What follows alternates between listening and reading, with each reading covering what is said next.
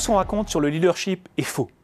Dans Leadership BS, Jeffrey Pfeffer constate l'existence d'un fossé entre le discours et la réalité du leadership.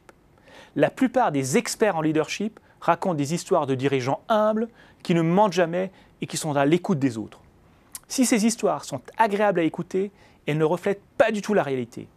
Dans le monde de l'entreprise, les gens qui arrivent au sommet ont souvent un ego démesuré. Ils n'hésitent pas à mentir pour parvenir à leurs fins et ne sont pas forcément à l'écoute des autres. Comment expliquer le décalage entre le discours et la réalité du leadership? Aujourd'hui, n'importe qui peut se revendiquer expert. Pour devenir un auteur ou un conférencier à succès, il est beaucoup plus important de bien s'exprimer que de connaître les résultats des recherches qui ont été menées sur un sujet. Plutôt que de décrire la réalité, les pseudo-experts racontent aux gens ce qu'ils ont envie d'entendre.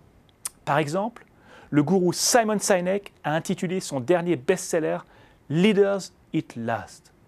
Mais qui croit vraiment que les leaders se servent en dernier, à part Simon Sinek? Il suffit de jeter un coup d'œil aux rémunérations des dirigeants des grandes entreprises pour se rendre compte que ce n'est pas le cas.